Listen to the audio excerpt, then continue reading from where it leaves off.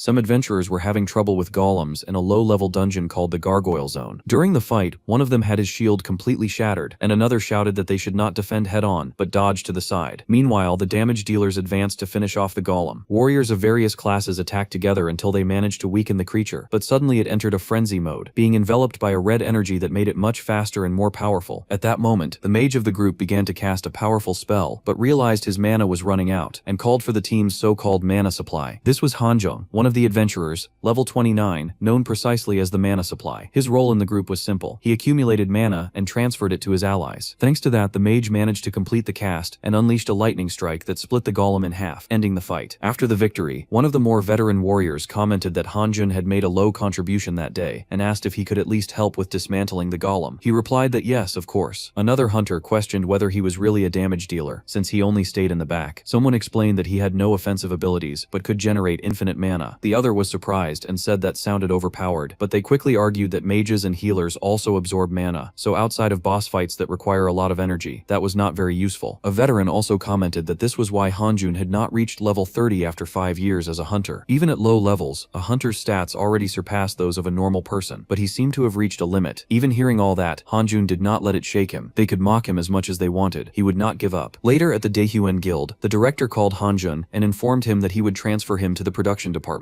He explained that maybe he did not know, but no one wanted to hunt alongside him anymore. At level 29, hunting alone was impossible, and he did not have any ability considered useful besides that so-called infinite mana. Hanjun tried to argue, saying that at least he supplied mana to the group, and asked for just a little more time, because upon reaching level 30, maybe everything would change. The director replied that mages and healers already absorb mana, and that it did not make much difference, questioning if he really thought level 30 would change anything. It was explained that his ability would be more suitable in the mana potion production division. When Hanjun asked if he was being expelled from the guild, the director made it clear that they could not keep someone who had already reached his growth limit. Later, sitting in the square eating alone, Hanjun reflected that he had become unemployed overnight. Hanjun's public ability was known as infinite mana supply for the group. However, he hid his true ability, something unique that had awakened even before he became a hunter. He could copy and paste anything with a simple touch, as if it were a Ctrl-C and Ctrl-V. At first he had great expectations, but soon realized it was a limited ability, because it only worked while the object was in his hand. The moment he let go, the copy disappeared like a mirage. This made it impossible to copy equipment for resale or duplicate money. In addition, there were restrictions on what could be copied. Even the infinite mana was nothing more than mana absorbed and copied by him. After being pasted, the mana did not disappear and could be transferred to another hunter. He had already tried to copy abilities, but they always required rare monster materials, which made it very difficult. If he managed to level up, maybe he could copy higher tier equipment. That was when he saw in the news the famous dragon longsword called Calicia. The weapon had 2 exclusive skill slots, defense bonuses, and even its own level. When wielding it, the user instantly gained an increase of 200 levels, but it was necessary to be at least level 30 to equip it. Even though it was a legendary sword, its sensitivity was extremely low, which made it difficult to use. But for Hanjun, that did not matter. If he could copy it, he could quickly jump to level 230. The sword would be exhibited in Korea within a week, because its durability had dropped to 10, which meant it would break in 1 or 2 hunts. It was no longer functional as a weapon, so they were displaying it only to profit before it became useless. For Hanjun, that was a golden opportunity. All it took was one touch. It did not matter if the durability was 10 or 1, he could copy it infinitely. If he reached level 30 within a week, he could completely change his fate. A few days later, in an unregistered dungeon called the Giant Spider Rest Area, Hanjun was once again using his ability known to everyone as mana supply. He was feeding the group's fire mage, who thanks to that constant supply was able to deal catastrophic damage to the monsters and keep the team alive as they advanced through the dungeon. Later, while analyzing his own system, one of the hunters asked if he really thought leveling up like that would work. Hanjun replied that he was just preparing before the boss fight, but the other said that was unnecessary, and also reminded him not to forget to pay the bus fare afterward. Hanjun thought that was his junior in the guild, Park Ha-young, a DPS hunter from the Daehyuan Guild. He knew that Ha-young had been participating in unofficial hunts from the beginning to make money, and even in a dangerous and unregistered dungeon had helped him. After that, they proceeded with dismantling and then headed to the boss room, which was right next door. They arrived in silence and found the giant spider positioned over its eggs. It was level 80 and intimidating just by looking at it. Hanjun felt his body tremble, and one of the older hunters asked why he was scared if he was not even going to fight. Hunting a giant spider was considered easy, but there were important things to be careful about, especially the web. When someone got trapped in it, not even a level 200 monster could escape, and if the eggs in the nest were broken, the spider would become enraged and enter a fury mode, becoming even more dangerous. The fire mage questioned why they were explaining all that to the mana supply, saying they did not have time and that splitting tasks with him did not help at all. However, while speaking, he ended up kicking stones toward the web, awakening the giant spider. The tank asked why he had done that, calling him an idiot. Even so, he managed to block the first attack with his shield and countered by cutting one of the boss's legs, but warned them to be careful with the web and the eggs. The melee damage dealers advanced immediately. Hanjun stayed hidden, relieved not to be on the front line, since the group seemed to have the situation under control, but the spider began firing webs in all directions. The tank warned of the danger, but the fire mage said he was not afraid, since they had hunted giant spiders before, and cast a fireball. The spell was blocked by a wall of webs. He then decided to launch several fireballs in a row. Hanjun tried to warn him to wait, but it was too late. The tank asked if he wanted to break the eggs on purpose, and soon they realized that all of them were already cracked. The spider entered a fury state. The tank was hit by a web and stuck to the wall. Haiyang shouted for Hanjun to hide, but the spider kept attacking, and the mage was the first to be crushed by one of its legs. Hanjun also ended up trapped in the web and became the next target, facing the creature's eyes as it approached to devour him. At the moment he was struck, the system asked if he wanted to paste the copied target. Copy and paste was not entirely useless. Other objects disappeared after being copied, but he did not. Because of that, he always made a copy of himself inside the dungeon as a precaution. If he died, he would automatically be pasted back and the corpse would disappear. He still felt the pain of death and found it horrible, but soon his body reappeared beside what had been destroyed. The spider struck him again, and he had to paste another body, hiding as best as he could. He realized that he always reappeared very close to the previous point, which made escaping impossible. He noticed that Haiyang was still alive, stuck to a stone pillar. For a moment he thought about leaving him behind, but he could not. He decided that he would save him. He picked up a sword he barely knew how to use and advanced, striking the spider. He was easily knocked down, but the hit made the leg change direction, preventing it from hitting his friend. In the middle of the chaos, he leveled up. His attack had worked. However, soon after, his chest was pierced again by one of the legs, and he had to paste another body. He thought that if he had already leveled up, he only needed to reach 30 to be able to paste the dragon sword. He told himself that he would escape from there, even if it cost 100 deaths. If he could cause even a small scratch on the spider, that would be enough. He just needed to keep copying and pasting. 3 days passed. After more than 50 deaths over 3 days and 3 nights, with all the group's weapons already broken, Hanjun achieved impressive growth. Now he could cut the spider's leg when it attacked. The creature was increasingly destroyed, already missing one eye and covered in wounds. Fortunately for him, the spider had no healing factor. Even so, he needed to be careful with the webs. He dodged a charge, avoided the leg, and advanced to tear out another eye. However, at the moment his sword struck the spider, the blade broke in half. He complained that the sword was so cheap that he could not even copy and paste it. Before the spider could devour Hanjun, something suddenly struck it, and the creature exploded from the inside out. He breathed in relief upon realizing that he had finally made it out alive. With the death of the giant spider, he leveled up several times and also received a great reward for defeating the boss. Even exhausted, he carried Park Hae-young out of the dungeon, saying that he needed to survive, and that now he could pay the bus fare and even buy a drink. But suddenly, hatchlings of the giant spider began to emerge from the broken eggs. All at level 30, Hanjun felt his body grow heavy and thought he was at his limit. But his biggest concern was not himself, it was Hae-young. When the small spiders advanced, he used his own body to protect his friend. At that moment, a true hunter appeared, wielding a spear engulfed in flames. She incinerated all the spiders with hellfire, a high-level spell that only a few users in the world were capable of casting. Hanjun recognized that presence. If his memory did not fail him, there was only one person in Korea who used the magical spear witchblade and mastered that type of magic. It was Hang Ji-young, ranked as the 5th strongest hunter in South Korea, level 450. She asked if the two of them were the only survivors. He confirmed that yes. Unfortunately, Ji-young noticed the presence of the hatchlings and understood that the spider had entered a fury state. Even so, she was intrigued by how a low-level hunter had survived and even saved a companion. Later, at the Korea Hunter Association, in the investigation office, Hanjun explained that if Ji-young had not arrived, he would have certainly died. She simply replied that she had done her job, handed over the items obtained from the giant spider, and wrote the report. She said he was free to go. Surprised, he asked if that was all, if the incident was over. Ji-young replied that fatal incidents in dungeons happened every day, and that the association even kept death reports signed in advance. As for groups that risked themselves in high-level dungeons to level up, the association turned a blind eye. It was illegal, but many hunters sought power at any cost, and it was seen as a form of training. She asked if he had any more questions, and he replied that no, he was fine. Ji-young informed him that the value of the Spider Queen items would be deposited soon, but Hanjun asked that it not go to him, but to Han-young. When he left the room, she commented that he was actually kind. Even so, she did not believe that a low-level hunter had survived a high-level dungeon just by luck. Meanwhile, Hanjun thought that he had achieved exactly what he wanted. He now had several giant spider silks, a rare item that granted powerful adhesive properties for a certain period. However, it could only be used starting at level 40. He grumbled that in the end it seemed useless. After so many deaths, it might only serve to catch insects while camping. Even so, he became curious about how to activate the item. By touching the silk cocoon a few times, he saw the object disappear, being absorbed by the system. The giant spider silk was integrated into his ability, strengthening the attributes of the necklace linked to his power. Hanjun realized that maybe his ability could evolve. The Control C remained locked, but the Control V now allowed him to paste a level 1 target, and presented 3 new options. He concluded that by absorbing items that met certain conditions, his ability could grow. The first new option allowed him to paste the copied object and keep it for as long as he wanted. The second allowed him to cover any object for a certain period. The third unlocked the giant spider thread. Hanjun realized that his ability, once seen as a failure, might not be so useless after all. He tested it immediately. He copied, pasted, and selected to keep it for 1 minute. The object did not disappear when he let go, and only vanished after 60 seconds. Then he tested it again, adjusting the duration to longer periods. 1 minute, 30, 100 years, 1,000 years. At that moment he was completely wrapped in spider silk threads, realizing that his ability had finally begun to truly evolve. From now on, Hanjun decided that he would become a rich and successful hunter. All he needed to do was copy and paste that dragon longsword. 2 hours earlier, on the Rainbow Bridge in Tokyo, some hunters were inside a large truck transporting important items. Among them were Moore Grant, level 112, a member of the International Association, and Aras Hugh, a level 131 mage, also from the International Association. Moore asked how many times Aras had been to Japan. She replied that only twice. He teased her, asking if it was because of her mother's hometown, but Aras said that had nothing to do with her. Moore commented that Japan would be the last place where the sword would be displayed, and asked if she had applied for leave. Aras replied that yes, because there was something she wanted in a Japanese dungeon. He said it would be good if she found it, but she told him to mind his own business. Suddenly, all communication was lost for about 5 minutes due to electromagnetic waves coming from a dungeon. Moore joked, asking if there was a dungeon right above the sea, and said it sounded romantic, but Ares replied that it would be a disaster if it collapsed. He complained that she was too boring. Meanwhile, at the Dungeon Access Management office on the bridge, 2 rookies were monitoring the entrance, when a small and seemingly harmless slime came out of the portal. One of them commented that it was cute, but questioned whether it was normal for monsters to appear outside the dungeon. The other said of course it was not. Right after that, a gigantic orc emerged from the portal and attacked both of them. At the same time, Hanjun was analyzing his system and realized that his skill points had increased after the death of the giant spider. He was close to reaching level 50. Hunters above level 50 usually had an easier time joining groups, especially in mid-level dungeons, where monsters generally exceeded level 50 and offered more experience and rewards. The greater the risk, the faster the growth. Before he could put his plan into action, several hunters ran past him in urgency. A dungeon break was happening on the Rainbow Bridge, and the trailer transporting the legendary longsword scheduled for exhibition had been caught in the incident. It was an official request from the International Hunter Association. Hearing this, Hanjun wondered if the longsword Calicia was trapped in the middle of the break. It felt like a cruel stroke of luck. On the rooftop of the Korean Hunter Association, the assigned teams were boarding helicopters. Hang Ji-young would lead the operation. The priorities were clear: defeat the monsters and rescue civilians. That was when someone shouted from a distance. It was Hanjun, asking to go with them. Ji-young, in a hurry, initially ignored him, but he insisted, saying that if he could not help defeat monsters, he could at least assist with evacuation. He asked if they did not need volunteers in a situation like that. Ji-young recognized him and authorized them to let him come along. Shortly after, he was in one of the aircraft beside her. Ji-young commented that he seemed altruistic, since it was not the first time he had put himself in danger to save someone. But Hanjun knew that was not true. He had gone out of pure self-interest. Meanwhile, other hunters commented that it was strange for that dungeon to have collapsed so soon, since it had been less than 3 weeks since it was stabilized. Ji commented said it was not surprising, because any rebuilt structure can collapse again, and they were being mobilized precisely to prevent another major disaster. Silence filled the aircraft as they remembered what had happened 15 years ago. The great disaster was caused by simultaneous dungeon breaks, on a scale comparable to a natural disaster. When monsters are not eliminated regularly, the dungeon becomes saturated and collapses, releasing creatures that attack civilians and turn the city into hell. Hanjun lost his parents that day. He never told anyone that. In the middle of the chaos, he saw a transcendental being from another dimension appear before him. It was that being who cursed him with that ability, calling the curse a gift. Before disappearing, it said only one thing: 20 years. To this day, Hanjun does not know if that was the duration of the ability or his lifespan. He feels as if an invisible hourglass is always running, and he knows that only 5 years remain. He believes that being appeared because of the great disaster, and fears that when it appears again, another similar disaster will happen. Now that he has finally discovered how to develop his ability, Hanjun decided that he will become much stronger and find a way to prevent that tragedy from happening again. Meanwhile, on the Rainbow Bridge itself, cars were being thrown by the creatures, and civilians were running desperately to avoid death. That rookie from earlier realized that there were not enough hunters to contain everything. He managed to deal with some goblins, but was almost hit by a sneak attack. He was saved by his friend, who told him not to look away. The rookie thanked him, and the older one warned that next time he would not forgive him if he lowered his guard. Even though he thought he sounded harsh, the rookie knew he had already been protected by him earlier against an orc, and also against the goblins. He asked if there was any news about reinforcements, but the other replied that all communications were blocked because of the dungeon's electromagnetic waves. Even so, he was sure they had already noticed the situation, and that reinforcements were on the way. He said they needed to cross the bridge to find help faster and indicate where they should attack, because it was better to go that way than to die to the monsters. More and more creatures kept appearing, including a Burman king, a bear-type monster monster at level 190. Moore asked if the spell Ares was preparing was really that good. Ares replied that she understood his concern, but told him to relax because her defensive magic was high level, and even a level 400 monster should not be able to scratch it. However, while forming the magic circle, she felt a massive tremor that not even her spell would be able to stop. The people in the aircraft also saw it from a distance. It was the boss of the Rainbow Bridge dungeon, Kushia, a sea dragon resembling Leviathan itself. Ji-young told everyone to prepare for impact. The creature charged at the bridge and destroyed nearly 50% of the structure. Hanjun did not understand what was happening, but his main concern was the sword. Kushia continued attacking the aircraft, which were easily brought down, although the hunters managed to jump in time to protect themselves. Ji-young decided to change strategy and announced that the association team would focus their attack on Kushia. She looked for Hanjun, but believed he would be fine, since she thought he would not die there. Then she summoned her hellfire to face the creature's flames. Meanwhile, Hanjun, moving away from the battle, thought that one day he would copy that hellfire, but it would not be now. For now, he stayed alive using the giant spider silk and ran toward the sword, because his priority was Calicia. However, another group, not made up of hunters, was also mobilizing. They did not yet know about Kushia, but one of the men commented that it was perfect, since Ji-young and the others from the association would be busy with the dragon. Reaching the final boss was the fastest way to close the invasion, so all they needed to do was get their hands on the longsword Calicia. They activated their invisibility to approach the weapon without being noticed, but someone was already closer. Hanjun, who was moving across the bridge, activating more and more monster bodies. He thought that must be the work of some hunter, but the problem was that the monsters were moving in herds. That was when he spotted the rookie fighting several wolves and telling his friend that he could not handle it alone. The older one insisted that he should leave him behind and run, but the rookie refused to abandon him. Hanjun recognized the two as dungeon managers, but decided not to worry about it since he already had his own problems and believed they would manage. The older hunter explained that those monsters were there because when herd creatures gather, not even a high-level hunter can deal with them. They were Wolfmon, level 15 wolves, weak individually but dangerous in groups of 20 to 30. The rookie was shocked, but said that even so, he would protect his superior. Hanjun remembered the friend he had saved in the past, and thought the situation was complicated, because the rookie was only managing to hold on for a short time. Soon, a wolf lunged to tear off his head, but Hanjun knocked the creature down before the fatal blow and asked if he was alright. The rookie replied that he was, but there were still many of them. He thanked him for the help and said they needed to buy time to escape. Then Hanjun realized that this was the perfect situation. He was a bit annoyed for not having sold that earlier, but he wanted to test the power of the giant spider silk. If the web had been so strong when used against him, he was curious to see how effective it would be now. When the wolves charged all at once, he simply copied the giant spider silk sacks, trapping each one of them. The wolves were thrown against each other, stuck to the ground, gagged, and soon turned into a massive pillar of silk. Thanks to that, Hanjun leveled up twice. He commented that this must happen because it was a linked ability, so the experience gain came more slowly, but it was certainly very effective against swarms. The rookie was shocked to realize that that man had defeated all the wolves at once, and began to wonder what kind of ability that was. The senior thanked him for the help, and asked if he was a hunter sent by the association. Hanjun replied that yes, and thought that technically it was not a lie, since they had come in the same aircraft. The senior then asked if he could take the junior with him, but the novice refused to be left behind. Hanjun watched that and realized the two of them were truly ready to die for each other. It was clear they were in danger there, so he decided to genuinely help. Since he had already copied the item, he handed them a medium healing potion so they could keep fighting. The senior found it strange and asked why he would give something so expensive. Hanjun replied that it was because the two of them needed to get out of there alive. The novice thanked him sincerely and introduced himself as Kang Seun-mo, the manager of that dungeon. He asked the name of his benefactor, but Hanjun said that was not necessary, and explained that he was only looking for the trailer of the International Association. He asked if they knew where it was. While on the other side, the members of the association were facing the giant bear. During the confrontation, the bear ended up falling unconscious to the ground. Moore asked if they had put the creature to sleep again, and mocked the mage's pacifist way, saying that the problem was violent people. At the last moment, he managed to cut a bullet that was coming toward him, and commented that he already expected people trying to steal the sword in the middle of the chaos, because it was not the first time he had dealt with thieves. The hooded figures appeared and advanced, but Arez realized they were not ordinary. The leader went straight to attack Moore, who replied that they were not easy targets. When he tried to counterattack looking for an opening, Arez tried to warn him, but it was already too late. Moore fell to his knees, coughing blood. Arez realized they had used poison to block mana absorption, and warned that if he tried to use that ability now, he could die. The hooded leader commented that at least the mage had noticed, and made it clear that they always prepared very well. Arez questioned if they were using a type of poison forbidden by the association. Even so, she decided to react. When one of the hooded figures tried to cast a fireball. He was suddenly surprised as his head was torn off by the same bear that had awakened. The creature went on crushing all the hooded and masked enemies along the way with ease. The remaining leader panicked and fled, leaving Moore and Ares to deal with the monster. Moore, weakened, commented that that enemy was truly impossible and asked if they could not put it to sleep again. Ares told him to stay quiet, reminding him that he could not use mana. He argued back, saying that one day her pacifist method would get her killed, maybe even that very day. She replied that maybe that was true, but it would not be because of him. Then she went alone against the bear, absorbing mana even under the effect of the poison. She ended up coughing blood and was struck directly by the creature's claws. At that moment, threads from a giant spider appeared and completely wrapped around the high-level bear, throwing the monster against the ground. Kang Seon-mo cheered when he saw that the attack had worked again. Hanjun on the inside was scared, but relieved that it had worked. Kang Seon-mo started calling him Big Brother, saying that he was amazing, but Hanjun asked him to stop that. Even so, the manager insisted that he had saved his life and the veteran's life, so he really was his big brother. Without arguing further, Hanjun asked if they were all right and confirmed that they were from the International Association. Moore asked if he had also come for the sword. Hanjun replied that he was there to help protect it, but Moore said he would not trust someone so easily right after being attacked by bandits. Analyzing the situation, Hanjun concluded that the hooded figures had indeed come for the sword and ended up being killed by the bear. Everything was a mess, and from the expressions of the two hunters, he realized he had been lucky not to be mistaken and attacked as well. That was when Kang Seon-mo showed his badge, proving that he was a hunter and the manager of that dungeon, and questioned how they could call his big brother a thief, since he was also from the association. Hanjun thought that was right. Kang Seon-mo, it was time to solidify that friendship. He opened his inventory and handed a medium potion to each of the members of the International Association. He thought it was worth investing in that, because in the end, it was an investment for the Calasia sword. He told them to drink without fear, explaining that it was a normal potion and not poisoned. Ares noticed that the creature was still trapped in the spider's silk. Suddenly, aircraft began flying over the bridge. Reinforcements had finally arrived. Kang Seon-mo asked if they were safe now, but his senior replied that it was not that simple. Hunters were complicated, especially those from large guilds. Indeed, Zhang, the leader of the reinforcement team, was facing Kuisha and ordering a ceasefire. She explained that the creature was about to enter the third phase, when it would begin launching area shockwaves. Now that the support guilds had arrived, the plan was to buy time until all civilians were evacuated. Someone asked when that invasion would end. That was when Kuma Hyun appeared, a level 503 dark mage from the Future Guild. Jug-young questioned what he was doing there, but he responded in a provocative way and began reciting his spell. A massive circle of dark magic formed on the horizon, directly in front of Kushia. Jug-young warned that if he used that and failed to kill the creature, the situation would get even worse. Kaima Hyun mocked her, recalling the stabilization of the Incheon Bridge, when the association took all the credit and he was left aside. Now this was his chance. Then he summoned Black Thunder, which struck Kushia, making the creature roar in pain. The black lightning echoed, ricocheted, and nearly hit the hunters themselves. Ji-young ordered everyone to evacuate. Kushia ended up hitting its head on the bridge and fell into the sea, taking several with it. Hanjun barely managed to save himself, using the spider silk to protect everyone around him, including the truck that carried the sword. When he looked back, he saw Kushia's body motionless and felt a chill. He asked himself who could have managed to kill a monster of that size. Kuma Hyun noticed that there was a survivor near Kushia's body and commented that he looked like a low-level hunter, but still deserved congratulations. Hanjun recognized the symbol on his chest, the Future Guild, the third largest in Korea. He asked if he had come as a support guild, and if rescuing civilians should not be the priority, instead of killing people in the middle of the chaos. Kuma Hyun coldly replied that the survivors had already been evacuated, and that even before Kushia, he had been hearing an annoying breathing sound nearby. He then noticed the giant bear still trapped in the web. He asked if that was giant spider silk, and with a simple touch, broke the threads and finished the bear with a spell. Hanjun was impressed, because that web had held a level 200 monster and a 25-ton trailer, and the mage destroyed it as if it were nothing. Even so, for having participated in the death of the sea creature, Hanjun leveled up several times at once, although he did not receive a reward for the bear. Kuma Hyun asked if he had leveled up with those weak monsters and apologized for the rudeness, questioning if he had stolen his kills. He said there was no problem, and tossed the bear's horn to Hanjun, stating that it was trash to him and he could keep it. At that moment, Ju-young appeared asking if he was alright. She noticed that he was near Kuma Hyun, which made her alert. The mage asked if they knew each other, and commented that they were all from the association, making it clear that the situation was getting more and more confusing. Ju-young asked if something had happened, and Hanjun replied that it was nothing serious. She explained that the support team was evacuating the civilians, and that he should go with them. When the creature began to awaken again, an area skill was unleashed. Hanjun asked why they did not just kill it already, since it seemed like a good opportunity. Ji-young explained that it was not possible, because when a boss's health drops below 1/3, it enters frenzy, and uses special attacks. In the case of a final boss like Kushia, it combined frenzy with devastating area attacks. That was why battles were divided into phases, and in the third phase, the boss felt threatened and launched an area attack capable of destroying everything around it. While absorbing mana, it created a barrier that made it practically impossible to kill at that moment. A few minutes later, Kushia opened its eyes again. Ju-young commented that it had been faster than expected. Ma-hyun smiled and said it was perfect, that it was time to turn that into sushi. The creature roared before launching its devastating attack. Ju-young, trusting too much in Hanjun, commented that she thought he would be able to survive that attack as well. Ma-hyun, on the other hand, said that for losers that should be difficult, but it was not his fault if he died, because the best low-level hunter dying in a dungeon was more common than a car accident. Then the two high-level hunters moved to face the final boss, while Hanjun ran away from there, unable to believe the situation he had gotten himself into. Even so, he wanted to kill Kushia. He wanted to make Ma-hyun taste his own medicine for stealing his kill. Shortly after, Moore once again thanked him, because he had been saved by him again. Ares was analyzing the web, and Hanjun apologized to both of them, saying that the situation was terrible, and that with Kushia entering the third phase, they needed to flee immediately. They would probably not be able to recover the trailer or the sword, but before anything else, he wanted to defeat the boss. For that, he needed the Khaleesi Dragon longsword. He promised that he would return it as soon as he finished off Koishia. Moore said it was absurd to think he could defeat the boss, that it was irrational. Ares also stated that it was impossible. Even so, Hanjun insisted. The mage explained that they needed a large amount of mana to break the seal on the trailer, and that they could not absorb mana from the air because of the poison. That was when Hanjun asked if this was not the perfect situation, reminding them that his nickname was Mana Storage, and that one of his abilities was to generate infinite mana. When he supplied Ares, she was shocked to realize that it actually worked. With ease, she broke the seal of the trailer. Hanjun immediately jumped away, saying he would keep his promise. Moore asked why she had done that, and she replied that it was fine, because he had restrained the Bear King without killing it. Maybe that was why she decided to trust him. Hanjun managed to reach the truck trailer. He would finally have the Khaleesi sword in his hands, but the hooded survivor from the group of assassins appeared and sarcastically thanked him for the help before piercing Hanjun's stomach with a blade. Then he opened the Khaleesi case, saying he did not expect to get the sword like that. With the death of the web user, the silk broke and the truck fell into the sea. While sinking along with the cargo, Hanjun adhered his own body to move underwater, and this time it was him who attacked from behind, piercing the masked man. He said he never forgot bad favors or grudges. After returning to the surface, he recovered the Khaleesi sword and stated that he had managed to save it in time. He tried to copy it, but the system informed him that his level was too low to copy the item. He did not understand, because to wield the sword required level 30, and he was already level 50. The masked man revealed he was from the Blood Tower Guild, and said that he had come close to tarnishing the guild's name. Still within the submerged cargo, he attacked Hanjun again, knocking the hunter down. Blood spread through the water. The enemy commented that if he did not have a healing ability, he would already be dead, and that he would return the favor because he also liked to hold grudges. He drove the sword into one of Hanjun's organs, and Hanjun thought he had come so far just to die there. That was when the system announced that the Khaleesi Dragon longsword had fused with the user's blood. Hanjun, using his copy ability, absorbed the sword's skills. He gained the passive that granted 35% additional defense, the Bloodthirst skill, and Frenzy mode. Since his health was below 25%, the Protection mode and Frenzy were activated at the same time. Now he could also adhere the Khaleesi itself. Meanwhile, on the surface, Kushia was still alive, and the high-level hunters were struggling. Ma-hyun commented that the situation was getting worse. Ji-young, on the front line, endured the attacks head-on. Suddenly, a burst of power came from beneath the water and split the enemy in half. Kushia died and the dungeon was cleared. Later, at the Hunters Association of Japan, a meeting with high-level hunters discussed the events. They reported that around 4 in the afternoon, the dungeon break at the Rainbow Bridge had caused numerous deaths and severe damage. Associations and several guilds responded quickly, resolving the situation in less than 2 hours. Even so, criticism fell on the negligence of the official responsible for dungeon access. The president of the Hunters Association, the priest Fuwa Toko, asked for calm and said they were already planning how to deal with everything. Tekachi Go, swordmaster and rank 1 of the Midas Guild, questioned whether it was not true that the association had cleared that dungeon 3 months ago. Shinoda Fuwa Toko, master of the Sages Guild and healer, replied that clearing it did not guarantee it would not break again. Other members became irritated and said that would not have happened if it had been properly managed. One of them stated that after resolving everything, they would make an official request to transfer responsibilities. Ji-young, present at the meeting, was worried about the dungeon and wondered if he had managed to escape. Tekachi slammed the table, saying he wanted to know if the boss respawn time should not be 5 months, and implied that Ji-young had failed to defeat Kushia. She responded by breaking the table with a simple touch, demonstrating her strength. Ma-hyun, seated, simply drank water while protecting himself with his shield, watching the atmosphere grow tense. Tekachi Go said she was provoking him. Fuwa Toko stated that his assistant had been rude and apologized on her behalf. Even so, Tekachi Go declared that one day that arrogance would bring her down. Ji-young replied that they said seeing is believing, so she would show it. What Ji-young demonstrated at the meeting was precisely the reward she had received for defeating Kushia the last time, the Shockwave's ability. Tekachi Go argued that on that occasion the one who truly contributed was Master Ma-hyun, so he could confirm it. Ma-hyun replied that he did not have time to check the rewards, but he doubted she was lying. President Fujitoko stated that thanks to Ma Hyun's contribution, the damage had been minimized and publicly thanked him for his efforts. Internally, Mei Hyun felt bothered and thought that Ji-young was still holding a grudge for his previous interference. He decided that he would make her pay for it, and as for the one who stole Kushia, he swore he would hunt down whoever was responsible. Ji-young then declared that she would personally take responsibility for investigating the dungeon invasion. She also said she would question the guilds that delayed sending reinforcements. Some leaders became visibly nervous at that statement. She concluded by saying that since everyone had expressed their concerns, she was leaving. As soon as she left, Moore and Arez entered the room to continue the meeting. Moore introduced himself as a representative of the International Hunters Association and stated that he brought an urgent message related to the invasion. The Colossia sword had been stolen during transport for exhibition in Japan. They requested help to recover it as quickly as possible. As an official order, someone questioned whether they themselves had not broken the trailer seal. Arez explained that the seal had been broken in cooperation with a hunter from the Sages Guild and someone named Hanjin from the Hunters Association of Japan. The comment caused confusion because there was no record of anyone with that name. Shinoda Fuatoko commented that this Hanjin probably had some connection with the Sages Guild. Fuatoko stated that there was no official record of that name in the association. Ji-young became visibly irritated. Ma Hyun commented that perhaps revenge was coming sooner than he expected, and asked if Hanjun was not the same one who had trapped the Bear King with giant webs on the bridge. He said he saw him causing trouble at the scene and was certain that he was a member of the association. He directly questioned Ji-young, implying that the two seemed to know each other well. Meanwhile, the real criminals were in possession of the Calicia Dragon Longsword. Kurosaki Takumi, leader of the Blood Tower, analyzed the blade and commented that it was the sword capable of instantly increasing someone's level by 200, recognizing the user by the pattern on the handle. He said it had been worth spending hundreds of millions orchestrating the invasion. The masked man who brought the sword asked if the master had been responsible for the entire invasion. Takumi replied that it was a pity he had lost his companions. The subordinate apologized and explained that during the final operation he encountered a stranger, but guaranteed that he was dead. Takumi said it had been a good job and handed him a bag full of money, gold, and jewels, saying that he would also keep the share of the dead companions. When the masked man said he would then report the mission as a success, Takumi corrected him, saying that the mission had been a failure. The sword was unique, and no one would be foolish enough to sell it for just 1 billion. He questioned whether the subordinate also intended to sell information about it. The man understood the message too late. In a swift motion, Takumi split him in half with the Calicia itself, saying that the fewer people who knew about it, the better. He threw the body out of the building window. The sword's durability dropped to 8 remaining points. Takumi commented that he would have problems if the sword broke before he could restore it. Meanwhile, Hanjin woke up in the hospital, remembering the voice that said his ability was a gift. He felt the hourglass marking his lifespan again, and realized that it had turned once more. Singomo commented in relief that he had woken up, because they thought he was going to die. He explained that after he took the blow and passed out, there was a loud explosion and a huge flash that killed the creature. Another person recognized Hanjun as the hunter from the Incheon Bridge. He got up with a headache, still trying to get used to that man's exaggerated enthusiasm, but Kang Seon-mo Sr. said that he was the one who insisted on saving him, the kid, and that he even went as far as threatening the guild's rescue team, causing a huge scene. After all that chaos, they finally found him unconscious on the beach, near the bridge. Hanjun wondered if a low-level hunter had really managed to threaten another guild like that. He also thought about the name of the leader of the Daehyun Guild, trying to remember if it was Kang Mansung, but then corrected himself that the correct name was Kang Seon-mo. For a moment he almost connected the dots, but decided to leave it aside for now, and not think too much about it. Later, in Fuetokol's office, Ji-young asked if Hanjun was dead. Moore confirmed that he was, saying he had seen it with his own eyes, and that he died on the spot. She replied that it was a shame, but hunters live facing death anyway. Fuetokols explained that aside from the official documents, the truth was that they were involved in the situation, so the association would support the recovery of the Khaleesi sword. At that moment, Ares commented that some high-level hunters already knew the location of the sword. Fuwa said he had suspicions about her behavior, but asked how she knew where the sword was. Ares explained that even though the Khaleesi sword does not bind to its user, its unique characteristic allows it to record a kind of imprint of the user's level, making it possible to recognize that mark and track the user. According to her, about an hour ago the sword had been detected in use. Upon hearing that, Ji-young realized she did not know that information, and began to think that maybe she had handed the sword to Hanjun as if she were doing him a favor. She commented that the last time she checked, the durability was at 10, and if it continued like that, it would get even worse. Then Ji-young touched on a sensitive point by saying that the only clue to finding Erez's mother, who disappeared 15 years ago during the Great Catastrophe, was precisely that sword. Erez asked how she knew that, and Ji-young replied that she did not become a team leader by luck, making it clear that she knew much more than she seemed. She also stated that the sword was a keepsake from her mother. Faced with that, Erez set aside her pride and humbly asked for Ji-young's cooperation once again, begging for help to recover her mother's keepsake. After that, now alone, Ji-young kept thinking that those two from the International Association were hiding something. The story about Hanjun being dead seemed too strange, because he was not someone who would die that easily, and she simply could not believe it. Later, Shinoda approached her and asked why she seemed so serious as she left. She replied that it was nothing and asked what he was doing there. He said it was time to return to the Daehyun Guild. She commented that as time passed, more and more dungeons were appearing, but most guilds which should be dealing with that were opening companies and treating dungeons as a source of profit, including that day's invasion which had been confirmed as negligence by the Daehyun Guild, which would be held responsible. Because of that, she decided that she would stay on the association side. He then called her daughter and said that in truth he had come for other reasons, but ended up saying unnecessary things. Before she left, it would be better to stop by the Hunter's Hospital. On the rooftop of the hospital, for some reason Hanjun was there. He analyzed his status and realized that the system was at level 76, plus 200 levels from the sword, totaling 233 levels. Even without being able to copy the essence of the sword, he had managed to absorb its abilities and replicate them without needing to wield the weapon itself. Before he was worried about how to use it, but now that was no longer necessary. He also activated the Frenzy ability, which doubles all attributes, has a 1-minute cast time, and a 1-day cooldown. In addition, Frenzy is automatically activated when the user's health drops below 25%. He thought it was bad having to almost die to activate it, but it was thanks to that he managed to kill Akushia. The lightning that defeated the boss came from the sword he wielded at that moment. As a reward from the hunt, he obtained Kushia's vibration wave, and his Control C ability also leveled up. The giant spider web evolved to level 2, and now when using that ability, he could combine it with Kushia's pulse to create a new technique. He stepped out of the elevator with a malicious smile, scaring everyone around him. He thought that now that his ability had evolved, he could absorb and fuse with others, and that he was already a hunter above level 200. People moved away in fear, but he only thought that he needed to find the one who killed him and recover the sword. When he went downstairs, he heard the sound of a fight in the corridors. Jaeyoung had already warned that if he was in danger, he should run. Hanjun wondered if it was her and who she was talking to so anxiously. Then he heard Seon Mo calling her sister and saying that if that had not happened, she would not have been able to properly stabilize that dungeon. Hanjun was surprised to realize they were siblings, and then he understood how that boy managed to threaten the guild. It sounded like drama, but it was true, and he began to think it smelled like nepotism. Jaeyoung asked where the hunter Hanjun was, and whether he was alive. Jingyu replied that he did not know where he was, but confirmed that he was alive. Hearing that, Hanjun became even more confused and wondered why they were looking for him. Hanjun started to fill with doubts, thinking he might have impressed the association too much and ended up losing the sword, or that he had committed some crime, or that now he would be hunted by everyone. Trying to get out of that confusing situation, he ended up running into Agent Moore, who immediately said that he really was alive, calling him the little thief of the Khaleesi sword. The situation got even worse when Moore punched him against the wall and asked if he had deceived everyone by pretending to be from the association. Hanjun tried to say it was a misunderstanding, but Moore did not buy the excuse and said that he was walking around normally even after being cut in half by the Khaleesi sword, and also asked if he was with that masked criminal. Without waiting for an answer, he already drew his sword ready to kill Hanjun right there. Before things got completely out of control, Aras appeared asking what he was doing with that sword. Moore told her not to worry because he did not intend to use any special skill, he just wanted to eliminate the criminal. Hanjun also did not want to use any ability in that place, but he ended up activating the vibration wave of Quisha. The impact was so strong that the wall behind him completely shattered, and Moore's sword broke instantly. Everyone saw what happened because the debris from the wall almost hit Aras. Jiyoung was shocked and wondered if that was Quisha's vibration attack and how Hanjun could have it, also noticing that his attitude was very different from before. Meanwhile, at a super popular idol show, the main singer and dancer was worried about something else during the performance. She was Lee Sol-ah, a member of the group IF. After the show, she said goodbye to the other girls and left in her luxury car. The others commented among themselves that she must come from a rich family because she drove such an incredible sports car, and they did not hide their envy. But as she turned the corner, Sol-ah almost crashed into an armored fourth Soar. The one who stepped out of the vehicle was Kurosaki Takumi, who seemed to have already been waiting for her. He placed a briefcase on the hood of the car and asked if the recording had gone well and if she was heading to a dungeon, saying that if she wanted to turn things around, that was her chance. Sol-ah did not have much choice but to accept what he was saying. Later, the hospital staff were already at the location where the Khaleesi sword had been used. The building had been destroyed by the weapon slash. Jaeyoung commented that there was nothing left there, and Aras said that as expected, they were always one step behind. She replied that all that remained was to wait for the sword to be used again. Then Hanjun remembered something important: the Bloody Tower. When he almost died, the masked man had said he was part of the Bloody Tower. Jiyoung concluded that it must be a guild operating in the shadows. Hanjun said that in that case they would have to wait for the sword to be used again, and Moore commented that the durability of the sword was a problem. She replied that it was not, because that clue was already enough, since there was someone capable of obtaining any kind of information better than anyone else. That was when the story of this person began to be recalled. 15 years earlier, during the Great Catastrophe, a girl was struck by the disaster and received an ability from a strange being. At first she thought she had awakened as a hunter, but she realized that the ability worked like a computer command capable of reverting anything. She discovered that it was not only for injuries, but also for objects. She began buying broken or abandoned items, and even though it was not a traditional healing ability, she managed to earn some money helping people. However, there were clear limits, because the ability required a large large amount of mana. She desperately needed money because her parents were unconscious in the hospital due to the catastrophe. When she tried to revert their condition, she became frustrated upon realizing that the ability consumed too much mana. Before she could use it with almost no cost because she dealt with small objects or minor injuries, but this was different. Mana is an energy that only hunters can gather or generate, so she began to risk herself in dungeons to obtain more. In groups full of mana, she acted as a healer, but entering dungeons as a non-awakened person was extremely dangerous. Besides the risk, she still had to endure the contempt and humiliation of others, since her service fee was not money, but mana. She went through very bad experiences, reached her limit, but did not want to give up. At that moment, that man appeared, looking for the famous mana beggar. It was Takumi, the leader of the Bloody Tower. He approached her, who was also the idol beloved by the public, and asked what she did with so much money, saying that people would be shocked if they knew that the popular seal AF from the group IF lived like that and still ordered huge amounts of food every day. He commented that he had always heard that idols were obsessed with dieting, and asked if she could simply eat and then revert the effects. He said he had realized from the very first moment who she was, because she did not even blink when she saw people dying, and still took all the valuable equipment. According to him, they were the same kind of person. She made an unpleasant expression, but he told her not to misunderstand, reminding her that they had a contract. He did not care what she did with her life, as long as she bought his share in the agreement. Silak questioned why she needed to participate in dungeon conquest this time, since she usually only collected mana and took broken items. Then Takumi opened the briefcase and revealed the Khaleesi sword, saying that he needed to restore that beauty, and that for that an enormous amount of mana would be required. Sail